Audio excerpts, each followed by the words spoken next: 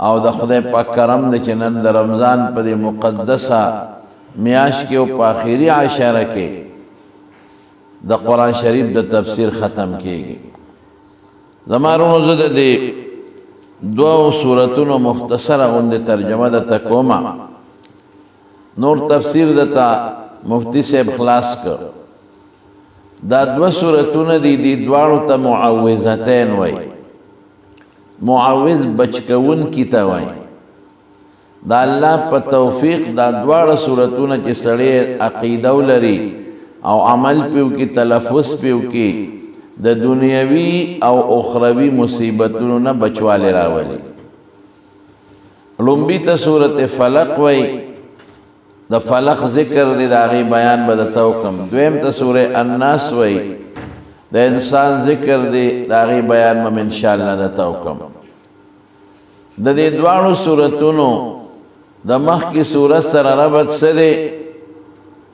مخکې سوره اخلاص کې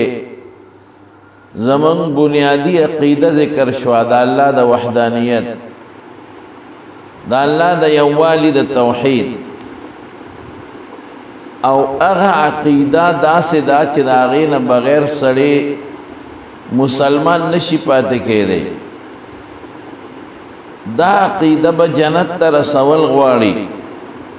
که لږ د صورت اخلاص په دې عقیده کې فرق راغی نو سړی د ایمان نه وځي. ولې؟ ځکه د هغې لومبي آیات کې د الله وحدانیت دی، قل هو الله احد،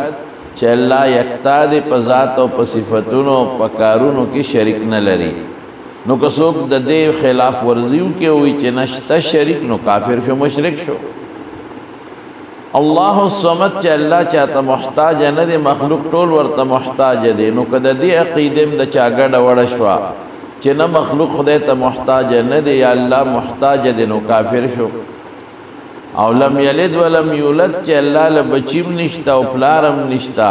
نو که دا عقیده ګډه وړه شي چې نه بچی وله شته یا پلار شته، نو کافر شو. ولم یکن له کفوا احد، دا الله همسر او مثل څوک نشته. نو که دا عقیده ګډه وړه شي او څوک وایي چې نه بل څوک شته د خدای برابر، نو کافر شو. نو دا ډیره مضبوطه عقیده ده. دا به مونږ کلکه نیسو چې دا عقیده مونږ سره آخرت ته لاړه شي او په دې عقیده مونږ مړه شو. نو سړی سوچ کې پرېږدي چې دا خو د دنیا دشمنان دي، رکاوټونه دي، شیطان غټ رکاوټ دی، او بعض انسانی شیطانان هم شته، هغوی به هم کوشش کوي د کافرانو الیکار او ایجنټان او کافر هم لګیا دي چې زمونږ د عقیده برباده کی. نو الله پاک په آخر کې دا دوه سورتونه نازل کړل، قل اعوذ برب الفلق او قل اعوذ برب الناس. ربط دا شو چې کته د سورت اخلاص عقیده ټینګه ساتل غواړي، نو الله وی زما په ذات منګولې ولګاوه، ما ته توجه راکا، ما رب الناس وګڼه، ما رب الفلق وګڼه، ما اله الناس وګڼه، ما ملک الناس وګڼه، او زما په ذات منګولې ولګوه. نو د دې انساني شیطان نه او د جني شیطان نه بدله زه امن درکړم. اوس دویمه خبره دا درونو ویندو چې دا کله نازل شوي دي، دا مکی صورتونه دي، دا په مکه مکرمه کې نازل دي. یو ځل نبی کریم صلی الله علیه وسلم حضرت جبریل علیہ السلام ته شکایت وکړو چې ان عفریتا من الجن یکیدنی، یو سرکشه پیرې دی او ما تسکیمونه سازشونه جوړوي. نو حضرت جبریل علیہ السلام د الله پاک نه دا دواړه صورتونه راوړل چې د دې دواړو صورتونو ورد کوا او د دې مفهوم مستحضر ساته په خپل ذهن کې. نو الله به د سرکشه جنات او د پیریانو نه په حفظ او امان کې ساتي. بیا چې رسول الله صلی الله علیه وسلم مدینه منورې ته تشریف یوړ، حدیبیه په شپږمه هجري ذی قعده کې صلح وشوه، او په سن 7 هجری اومه هجری محرم کې رسول الله صلی الله علیه وسلم لاړ، په خیبر باندې حمله وکړو، خیبر فتح شو. خیبر ته تلیم د مدینه منورې نه 170 کیلومتر کې تقریبا راځي. هغه کورونه اوس هم شته، هغه قلاګانې چې کومې فتح شوي دي، او خصوصا حضرت علی رضی الله عنه چې کومه اخیری قلا فتح کړې وه هغه اوس هم موجود ده، ما لیدلې ده. او چار دغه ته تو دي د ګټو دیوالونه او کنډتار هم ته تو دي، او ډېرې زیاتې د کجورو بوټي دي او باغونه دي په دغه علاقه کې.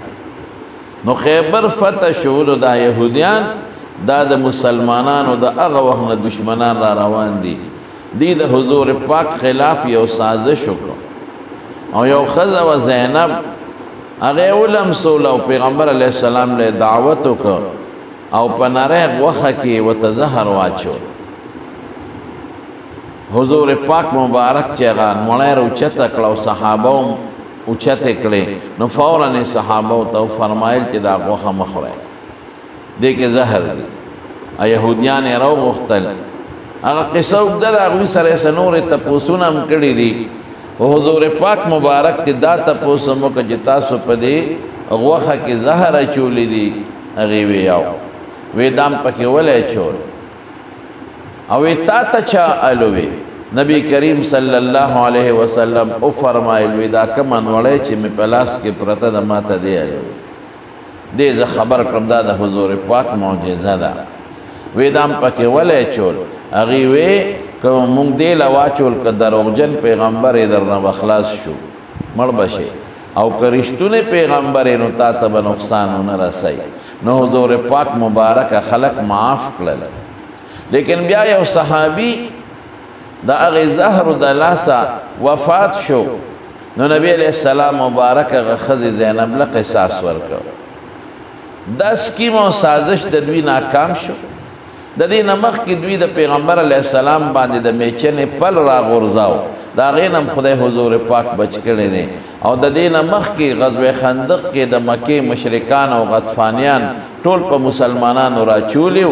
حیی ابن اخطب یهودي، د هغې نه هم الله مسلمانان بچ کړل. دا سازشونه ټول ناکام شو.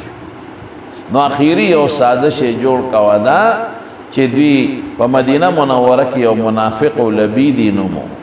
لبید ابن اعصم، د پلار نوم یې اعصم و، هغه له 100 روپۍ پیسې ورکړې او یې ته په حضور پاک جادو ککوړه پې وکړه. هغه په څه طریقه د یو وینځ یا د غلام په ذریعه د رسول الله صلی الله علیه وسلم د سر مبارک ویښته حاصل کړل او هغې له 11 غوټې ورکړې او د ګنډلو ستنې پکې ومنډلې او په کومه ګومنځ چې به حضور پاک مبارک سر ګومنځه د هغې غاښ یې پکې کېښودل او د دې کجورې په دې سر کې یو غلاف غوندې وي د نر کجور، دا غونچک پکې بند دي چې کله غونچک را کولاویږي نو هغه ته لر شي، هغې ته تاو کړل او د حضور پاک په شکل یې د مومو ګوډاګې جوړ کړه، دا ټولې په هغې کې بند کړل. او په مدینه منوره کې یو کوي وبیریزي اروان، هغه کوي کې دا کوډه خاخه کړه. څوک وایي چې په کوي کې دننه لاندې یو تیږه وه په هغې کې دا خاخه کړه، او څوک وایي چې نه د کوي په سر په خوا به یو کاڼی پروت و خلکو به پې بورقی خوده زموږ یاد شي، نو د هغې تیږې لاندې دا کوډه خاخه کړه. په رسول الله صلی الله علیه وسلم د سحر او د جادو اثر شروع شو. علماء و مفسرین څوک یو کال پې د اثر او څوک 6 میاشتې او څوک 40 ورځې یادوي، خو ظاهر راجح قول دا دی چې 6 میاشتې د رسول الله مبارک په وجود باندې د سحر اثر. داسې اثر نو چې پیغمبر مبارک کټ ته پروتې وي، نه وجود یې ګنډلې ګنډلې و استغستغو، یو کار به یې کړی او يیر به ورته چې دا مې جوړ نه دی کړی، او یو کار به یې نو کړی او يیر به چې دا مې جوړ کړی دی. نور دې دوران کې خپل جهادونه کړي دي، خپل امامت او منځونه کړي دي، خپل روجې پکې نیولې دي، او د خپل دعوت او د درس و تدریس د احادیث مبارک او د قرآن سلسله جاری ساتنې ده. په وجود انخطې دا یو تکلیف دا پې شروع شو. نو بعضې حضرات وایي په پیغمبر مبارک جادو خو نه کېږي، دا بخاری شریف کے حدیث تے یواز بخاری کے اندر نو صحاحو کم دے و سننو کم دے وی جادو پہ نکی گی ولی وی اللہ و تا حکم اللہ دا غی پشان کی فرمائی لی دی واللہ یعصمک من الناس چے اللہ با دا خلقو نا بچ گئی نوی دا خو بچ نشو جادو پہ وشو زمارو واللہ یعصمک من الناس بالکل اللہ دا حضور پاک دا حفاظت ذمہ داری غشتے دا خود سا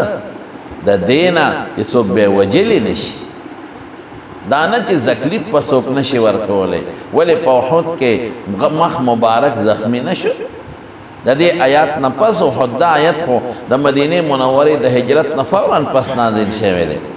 کہ رسول اللہ مبارک کل مدینہ منوری تا حجرتو کو نو سوکیدار ازان تا درولو دا دی منافقین و یہودیانو نا یراوا نو چی دا آیت نازل شو نو سوکیدار لر کو دا خود احد نمخ کے نازل لے دا دی نپس حضور پاک پا احد کے مخ مبارک زخمی شوے دے غاخ مبارک مات شوے دے شنڈ مبارک زخمی شوے دا نو اللہ یعصمک من الناس دا چی سوک بدی وجلی نشی اللہ با دی دا اغینا حفاظت کئی یا دا اثر فی دماغ نا چی خدای پاک دا سے بسوکنا مسلط کئی جستا پا دماغ و اثرو کی عیاذن باللہ تعلیونی کی دا سے بسوکنا کئی ظاہری سحر خو یو ظاہری بیماری دا صرف یو اللہ دا بیماری نا محفوظ دا چی اللہ لمرض نا نازی ما سوا دا اللہ نا خوال انسان بیماری دیشی حضور پاک مبارک پا تبا پی ندر آگلے ٹوخی ندر آگلے زکام پر آگلے دے پا طائف کے زخمی شوے دے پا احد کے زخمی شوے دے بیماری پر آگلے دا چکل وفات کے دا نو دا حضور پاک تبا مقوا او آگے کے وفات ہم شو سحر خیو بیماری دا صرف دمرا دا چی یو دا سی بیماری دا چی دا انسان پا وجود طول وجود باندے سر کئی او دا انسان وجود لے یو زور ور کئی نو دا خبر دا جواب شو بعض حضرات ہوئی چھے نا پا حضور پاک سے ہر ذکر نکی گی چھے قرآن شریف کے اللہ یو ذکر کردے دے دا مکی مشرکان و پیغمبر مبارک پا حق کی مسلمانان و لپیغور ورکاو وی ان تتبعون الا رجلا مسحورا وی تاسو خدا کا انسان تابیداری کوئے چھے پاگا جادو شوئے دے نو ایک سحر پیوشی بیا خدا غی پیغور ٹک شو کنا نو علماء دا غیب دو جواب دری جواب کئی خودیرتا دو مسا یو جواب دا دے چی اقل دا مسحور پا مانا دا مجنون و لیونی سرا سوک چی چالا پیغور ورکی دا دے نا ورکی چستا مشر بیمار دے دا اسا پوری چا پیغور نا دے ورکڑے ایوب علیہ السلام پیغمبر و بیماری پر آگلے دا دارنگی پنور پیغمبرانو مرضون و بیماریں راغلی دی پا حضور پاک بیماریں راغلی دی نو بیماری سے ہر یو مرض دیں دا مرض پیغور سوکنا ورکی چستا مشر بیمار دے پیغور دا لیون توب ورکی چستا مشر لیونی دا تلیونی پس روانے نو مسحور کدا پلا ماناشی نو دا پیغور نجوڑی او کدا مجنون پا ماناشی نو بیا پیغور دے بعض علماء ہوئی چھے نا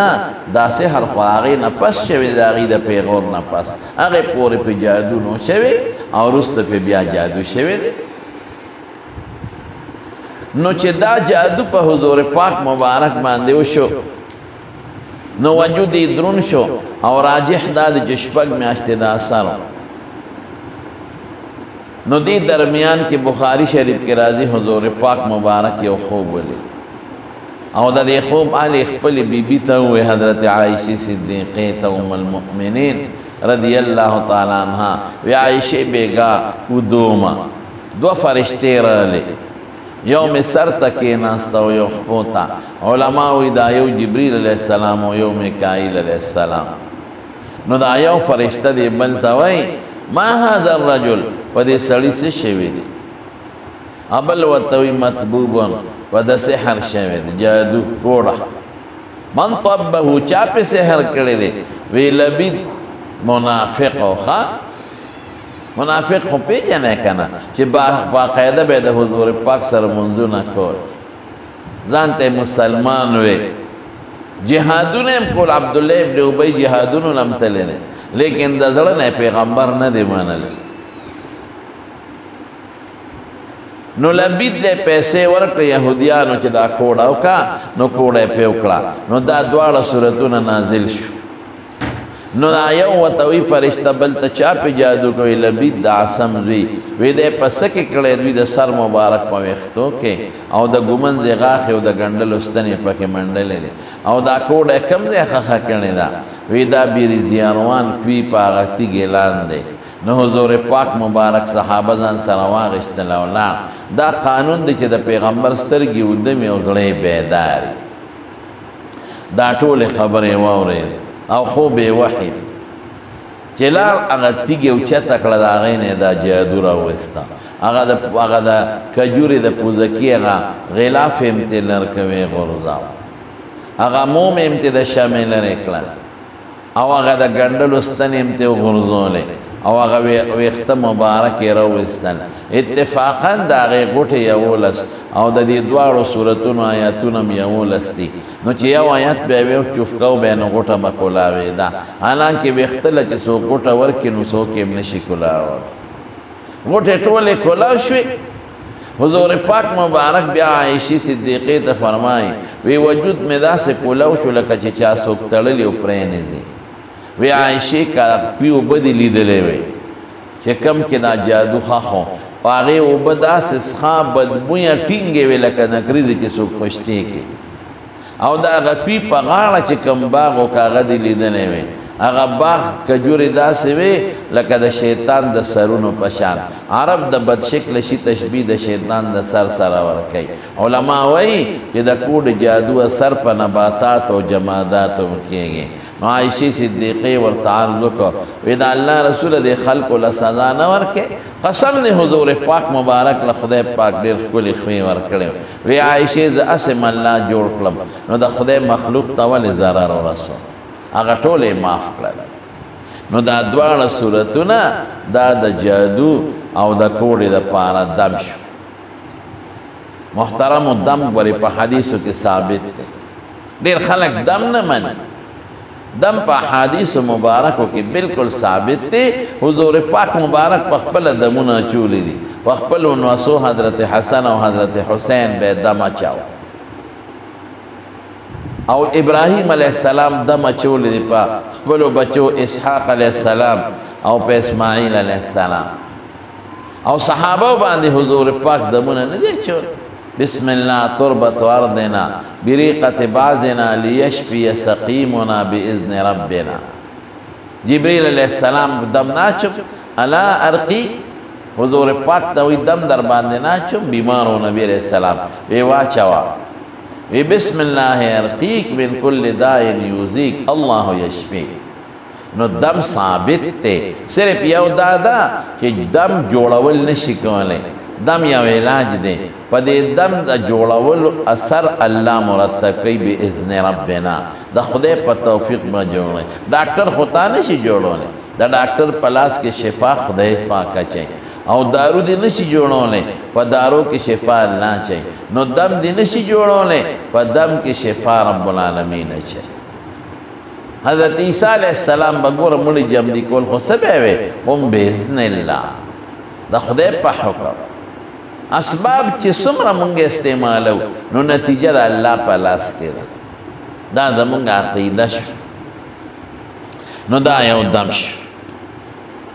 اس بدا دے دوارو مختصرہ ہوندے معنیو کر قل او آئے مختصرہ کو مغر طالبانو اگدے خبری پکے نکو دکا عام اخوین دے مین دے بی بیا با پیغوی پوئی نشی قل او آئے اے دا قرآن لستن کیا قل او آئے دا منگ حضرت شیخ علامہ شمس الحق افغانی رحمت اللہ علیہ بدا سے فرمائے قل او آیا اے دا قرآن لستن کی ہر سوک چے او پارا زمانہ کی چے قل ایوہ النبی ادلتاو نبی بیا بخلق ہوئی کہ دا دے دم تعلق صرف دا پیغمبر مبارک سر دے و دا بلچا سر نہ دے نہ ہر انسان چے جادو و کوڑ پیوشی دا دوارا صورتون دے وی دا دینا بہترین دم بل نشتا قل او آئے دا قرآن لستن کیا ہر سوک چیئے او پہار زمانہ کی چیئے اعوذ پنانسم برب الفلق پرب دا سبا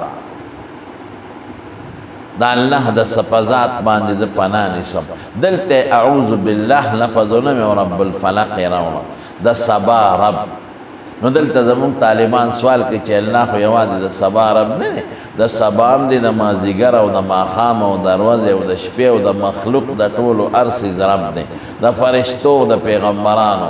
رب کل شیء. دا د سبا تخصیص یې ولې وکړه چې رب د سبا. نو عام علما خو دا معنا کوي وی دي کې تفاعلا حسن تفاعل ورته وایي نیک فعلي یو اشاره ده چې څنګه سبا راوخیږي او رڼا شي، دقه رنګې به د سحر او د کوډې دا تیاره تانه خدای لرې کړي او د روغ صحت رڼا به راشي. یا د مکې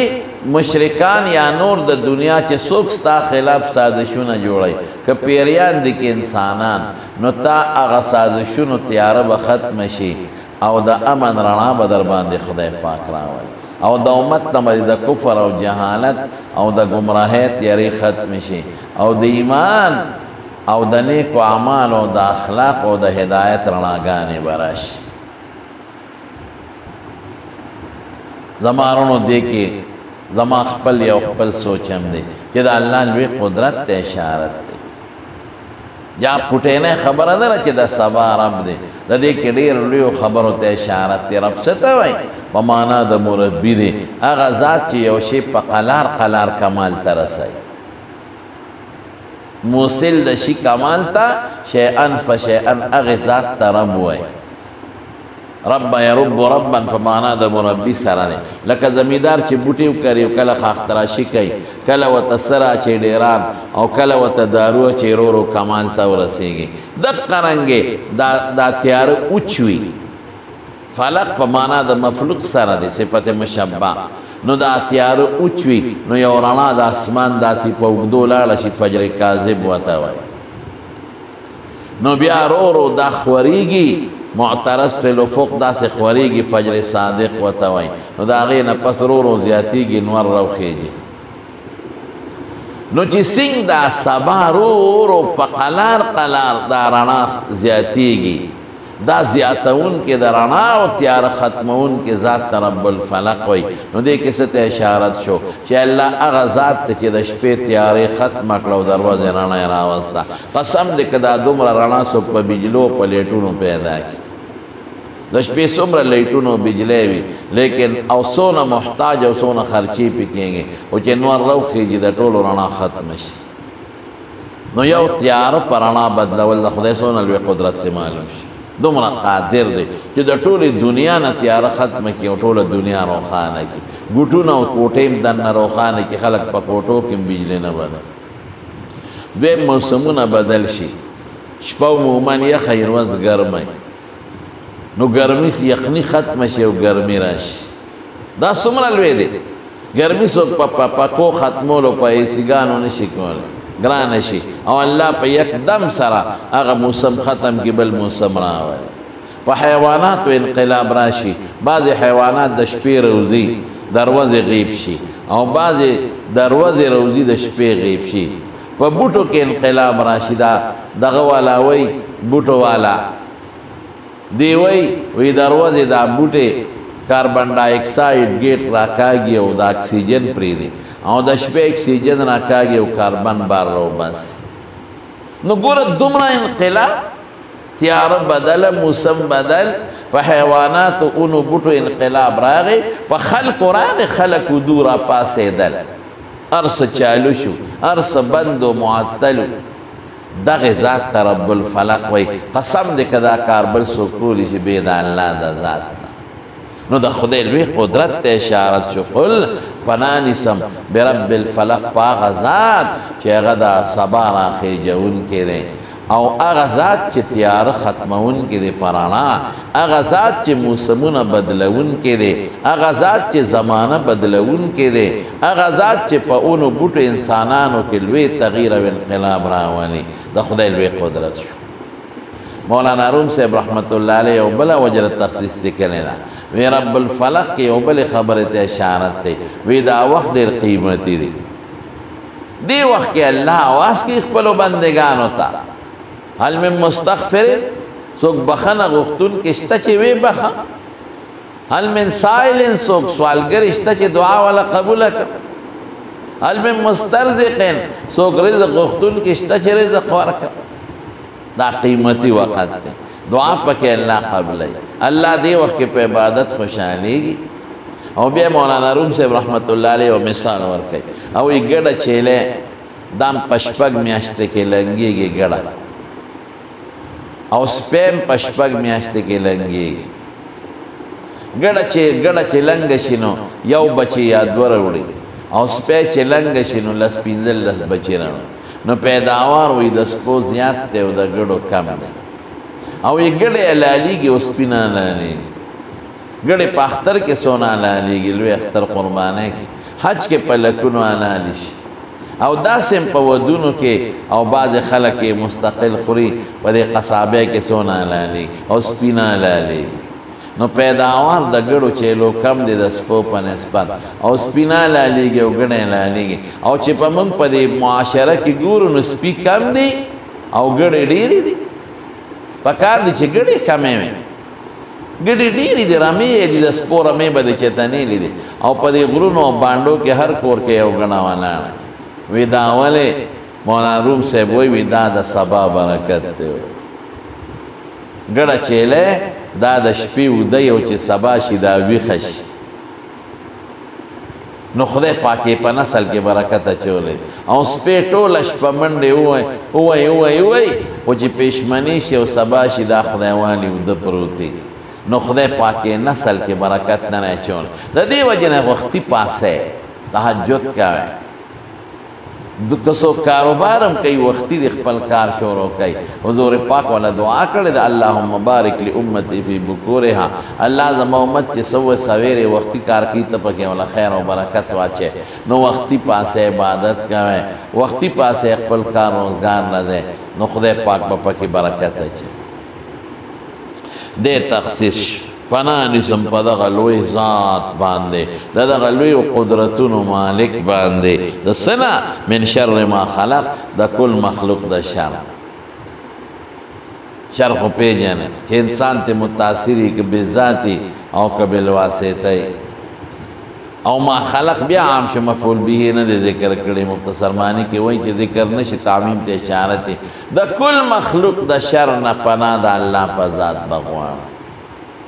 بالکل دا زمان عقیدہ دا. وَإِنْ يَمْسَسْكَ اللَّهُ بِضُرٍّ فَلَا كَاشِفَ لَهُ إِلَّا هُوَ، کہ اللہ دا تضرر رسائی قسم دے کسو کا غلر کولش. بعضی وقت بندہ نا جوڑشی، ڈاکٹر نا جوڑشی، اگر ڈاکٹر چی دا داروگان جوڑائی او دوی معالج و پروفیسر و دا ڈاکٹران و استادی قسم دے کسو کی بچکون کی اشتاومہ بیمارے کے مرش. سینسدان بادشاہ دا امریکی و دا سعودی و دا کم خالان آنا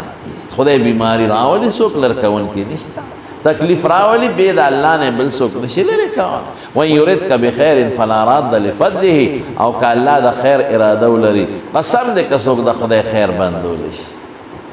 خیر او شر خدا اللہ پلاس کے دے.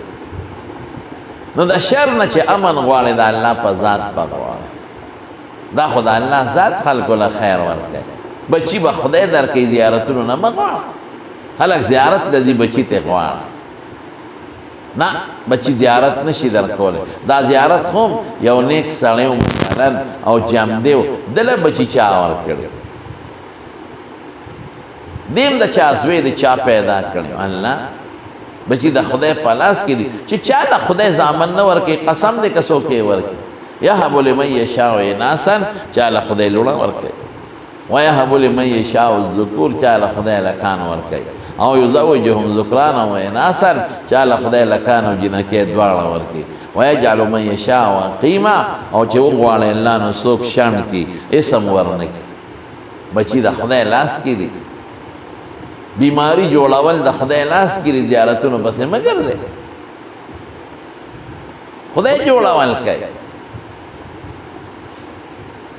دا دا اللہ پا فیصلو کی اللہ فیصلی دی. نو دلتوئی چه پنانی سم پرب دا فلق دا سبا دا کل مخلوق دا شرنا. پتاو لگی دا چه دا کل مخلوق شر دا اللہ پا قبض قدرت کی اور رجوع با اللہ تا کرو.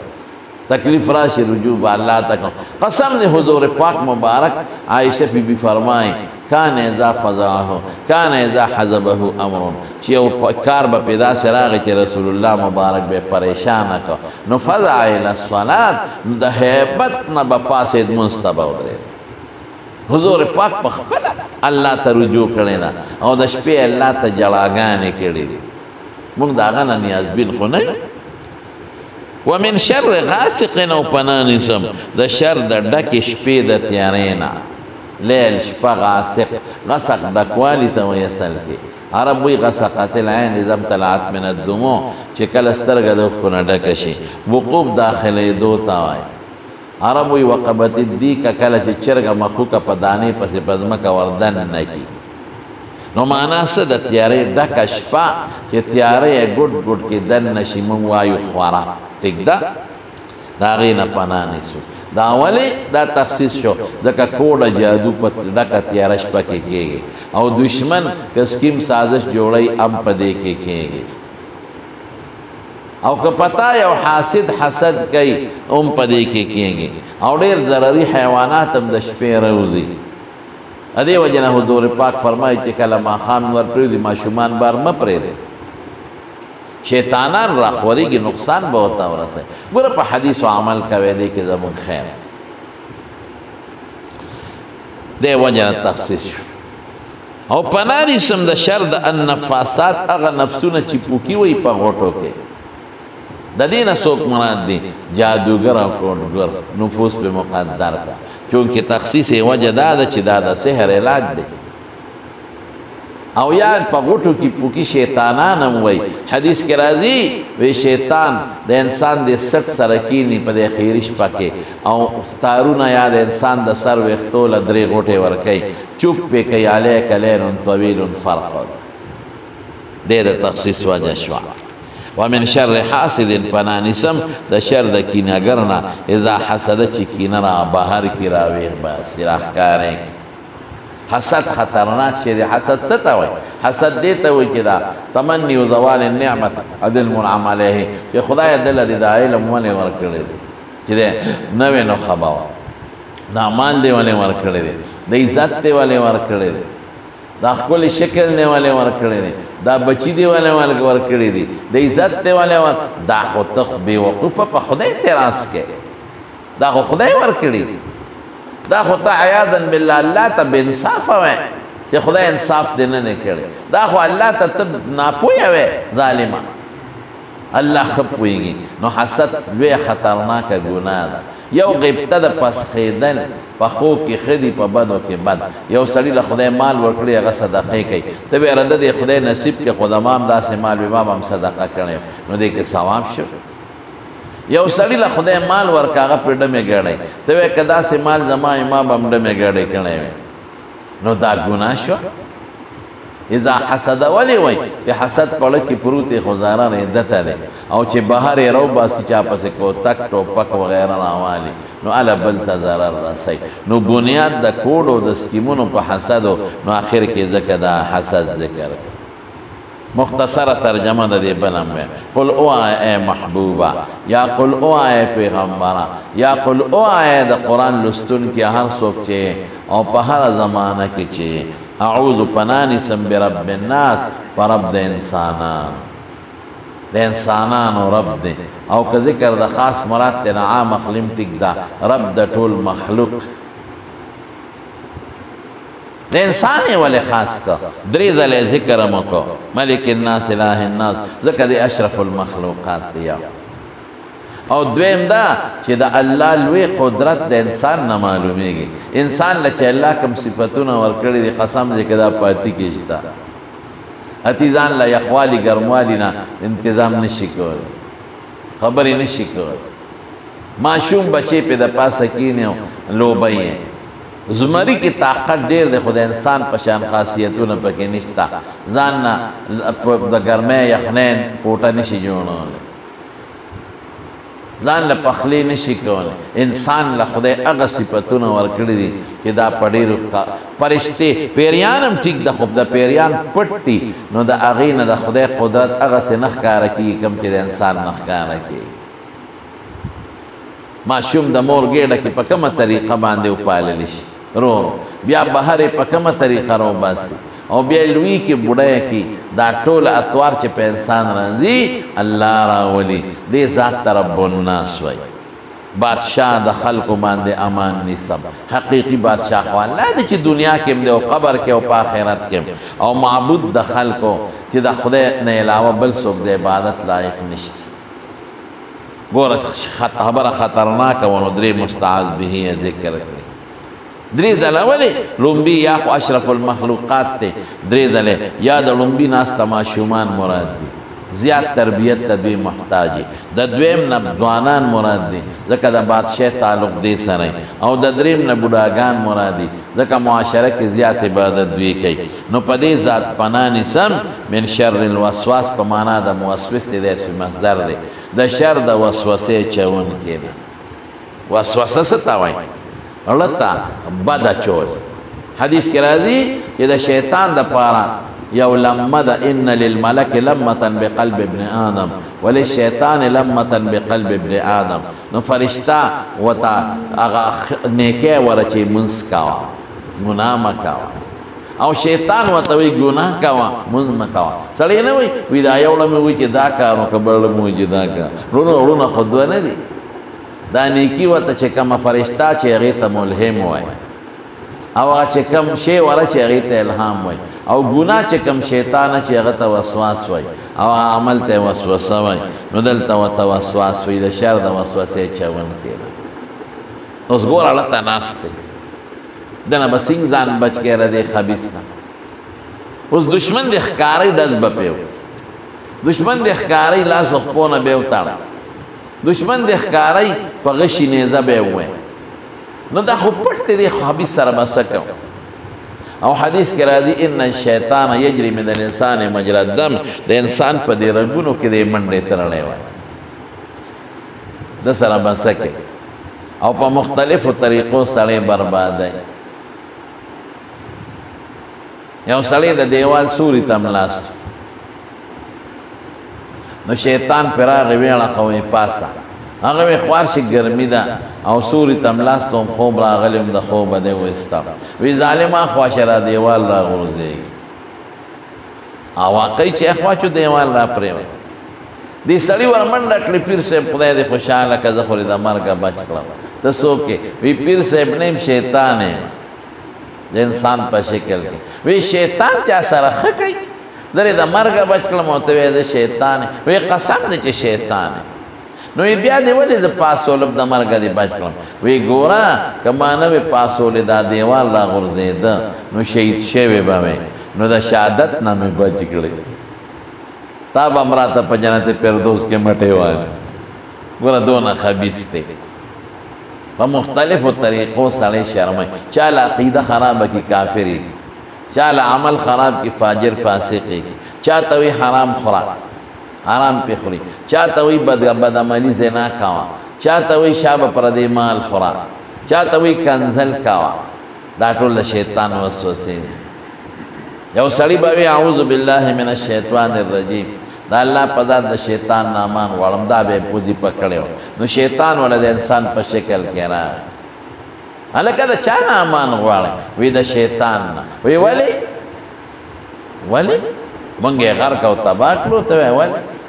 وی څه چلی کړی دی وی دا چې څومره ګناهونه کوو دا د شیطان د وجې نه نه کوو ستاسو د وجې نه کوو هغه وی موږ د وجې نه یې ولې کوې وی تا چې پرون غلا کوله د شوتل پڼ دې تړه ما درته اوچت کړی لوړ دله ما په لاس کې در کړی کنډر چې څوک کوي نو ما ولا مونږ ولا په لاس کې رمبې ورکړي چې شابه دا کنډر وکړه غلا چې څوک کوي نو دا غلا مونږ یې د مټه نیسو بوځو یې قتل چې څوک کوي مونږ چاله ټوپک په لاس کې ورکړی ټول ګناهونه په خپله کوې یادوې مونږه نو دا سړی حیران کړ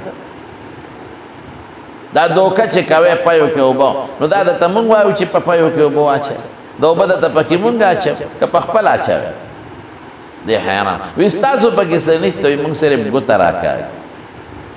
وی ګوتې څه معنا وی راځه نو یو دکان ته یې بوت پخوا کچه دکانونه نو یو بانډې نه یو سړي شات یا غوړي راوړ دې شیطان خو د انسان په شکل و د ګوته وردن نه کړه او په دیوال یې راښکه نو یو چرمخکی والا راغی نو دې دوکاندار د مږو دپاره پیشو ساتلې وه نو هغه پیشو ور ټوپ کړې په هغه چرمخکی نو دې ګاک دې بانډیسي سره سپې د باندې نه راغلی هغه په پیشو ور ټوپ کړې دوکاندار چغې کړې خوار چې دا پیشو دې راله مات مړه کړه دا خو ما مږو له ساتلې دا اصیله پیشو ده هله سپې تړه خو چې هغې غریب تر څو سپې راښکه نو پیشو یې وجلې وه نو دوکاندار غصه شو سپې یې په توره وواو سپې یې مړ کړه ګاک وې خوار شي زما سپې دې مړ کړه هغه توره اوچته کړه دوکاندار یې مړ کړه د دوکاندار رونه راوچت شو ګاک یې مړ کړه شیطان ورته ودي لیدل دا اول تاسو وکړل که دا در باندې مونږ وکړه ما او صرف ګوته راښکلې وه هغه وې د خر بچی خو ټول چل دی په دا ګوته کې وکړه او یوازې ګوته نه ده بیا اړه کې ور واچي چې شا به پیشو یې مړه کړه سپې وجنه او د تړه کې واچي شا به سپې دله مړ کړه دا سړی وجنه او هغوی تړه کې واچي شا به رور یې دله مړ کړه نو دا شیطان دا وسوسه اچوونکی دی اوس ته به وایې چې رده نه به ځان سینګ خلاصو دی خو سړی بېعزته کوي یوازې هغسې نه په دنیا کې نور هم بېعزته کوي شرموي یې چې دا غلا پې کوي دا شرم نه دی بدعملي پې کوي جینکۍ ټولې سرتور سرې کړې پړونې کوز کړل د جینکو نړه کې ورته وایي دا څه کوې دا زړې بورقې اچوې کولاو ګرځې چکرې لګوې په روډونو کې مارکیټونو ته ځې هېڅ هم نشته دا ټول مولیان زړې خبرې درته کوي واړه چادرګي ورته په سر کې او غټه بورقه نه وله پړه کې نفرت پیدا کړي دا خبرې دا د بېدینۍ او د بربنډتوب ښځو ته دا ټول د شیطان چالونه او وسوسې دي قسم دې د ښځو نه بیزوګانې جوړې کړه څنګه بیزوګانې اوږده اوږده نوکونه خو د بیزو وي او زمونږ جینکو اوږده اوږده نوکونه دا هم لا ډول دی زه کله حیران شم چې خدای اوږد نوک هم لا ډول دی دا خو ډول نه دی ډول خو دا دی چې نوکونه کټ کړه او نکري دې پې پورې کړه د دې نه خو بنده له الټی ورځي او څوک پې د پاسه مصنوعي نوکونه ږدي نو دا څه ډول دی دا خو شرم دی دا خو ډول نه دی مصنوعي نوکونه یې ښودل یا خپل نوکونه غټ پرېښودل د خپل دې پرېښودل دننه پکې ګندې نښتي د بنده له خو تې کرکه ورځي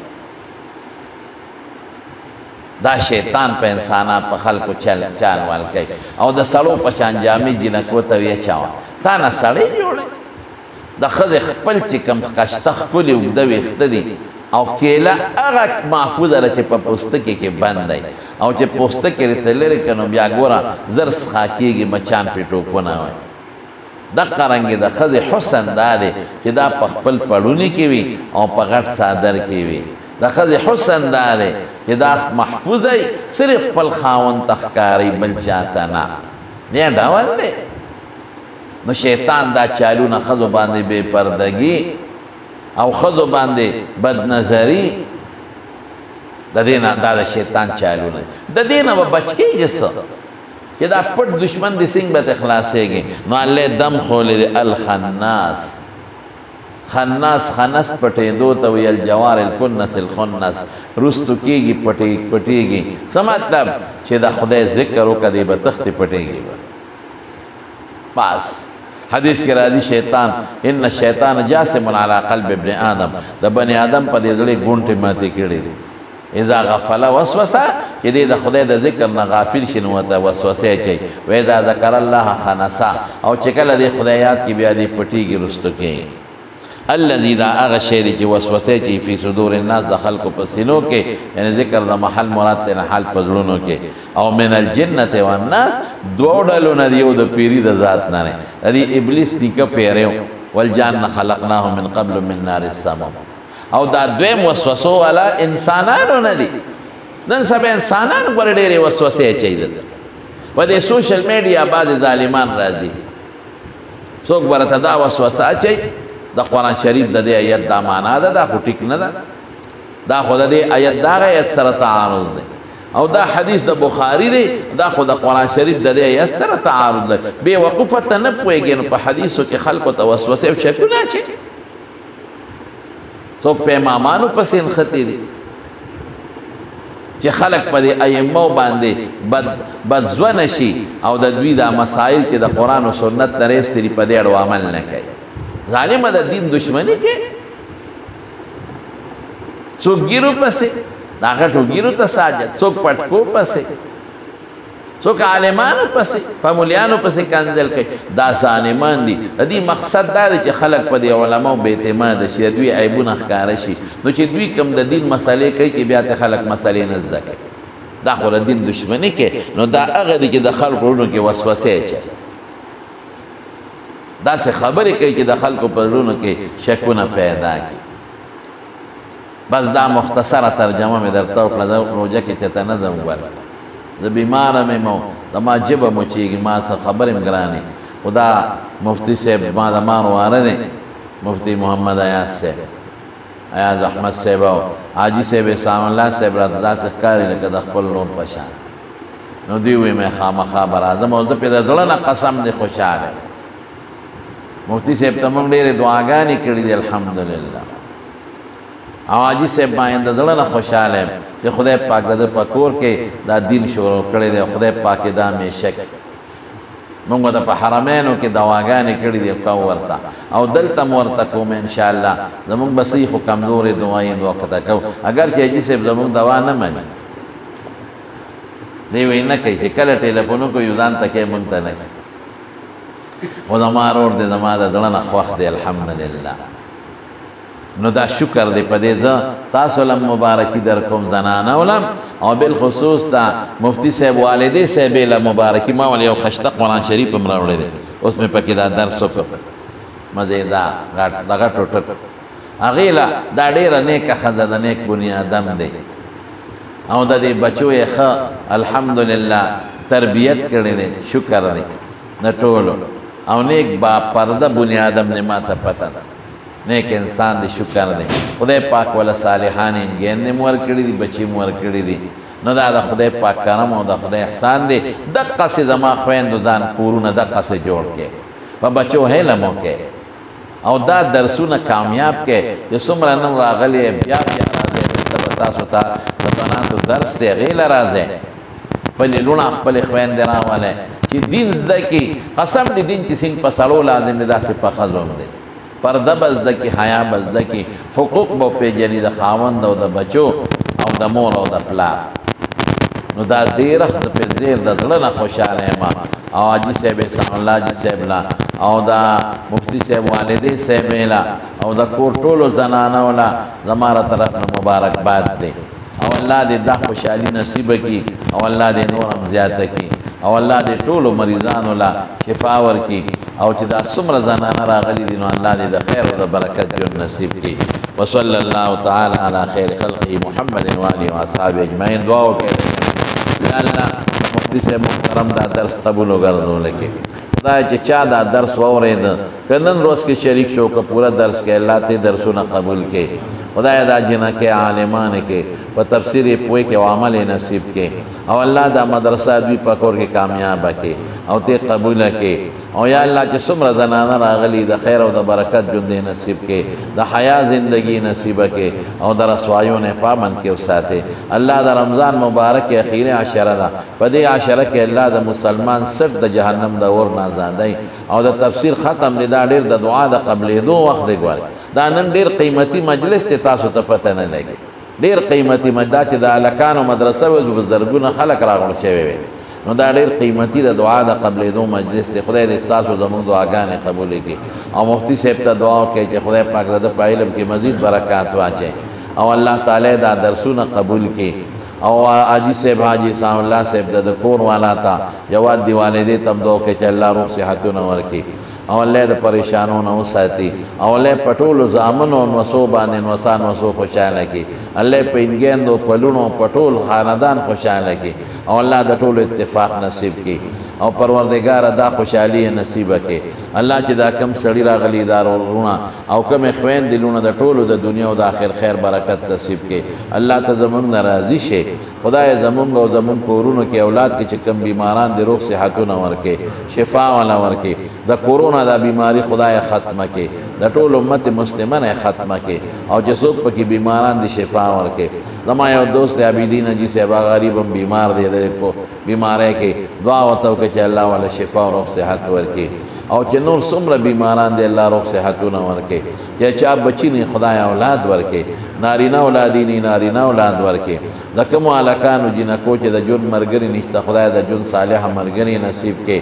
خدای کله چا مالی پریشانی په خوشانو یا بدل کې که څوک کاروبار کوي کاروبارونو کې ولا برکات واچي که څوک درسونه کوي درسونو کې برکات واچي الله موږ د حاسدین او د حسد نه ساتي خدای اوس دې صورت کې تیر شو چې د شر د حاسد نه به استاد ذات ته څوک امن نشي ورکوله مستا په ذات موږ د حاسدین او د حسد نه امن غواړو خدای موږ د حاسدین او د حسد نه ساتي د کوډګرو د کوډو نم ته حفاظت نصیب کې د بد نظر او د بد نظرونو مو ساتي د گاوند او د مخلوق د شر نه مو ساتي د سکیمرانو سازشیانو او سازشونو نه په امن کې وساتي د شیطان او د خناس تم الله حفاظت نصیب کې نیکو تم توجه پیدا کې د لونو خويندم د حیا صادر نصیب کې او خدای تم د زړه حاجتونه پوره کې د رسول الله مبارک د سنت او تابعداري نصیب کې داغي د لاس مبارک د حوض کوثر وبم نصیب کې داغي د جنډې لاندې جنت ته داخل کې ایمان هم نصیب کې د شیطان د چالونو نمزن کدن وخت کې په دنیا کې وساته خدای د دنیا ټول کارونه آسان کې خدای د مخلوق د شر او د احتیاج نه مساته او خدای د دواړو جهانو خیر هم نصیب کې او الله تم د دنیا او د آخرت د فتنو آفات او نزادنانا خويند مین درونه ټول په حفاظت کې وساته او بیا دعا وکړه حاجی صاحب الله صاحب ته د پوروانا تا چې الله د دوی ګیند لونو زامن او وسان رسول روح صحتونه ورکړي د ټول خاندان له اتفاق نصیب کړي او دا مرګري د حاجی صاحب چې څومره راغلي دي د دوستان دي او دعا وته وکړه چې خدای د حاجتونه پوره کړي او الله روح صحتونه نصیب کړي او الله د پریشانونو په امان کې وساتي برحمتک یا ارحم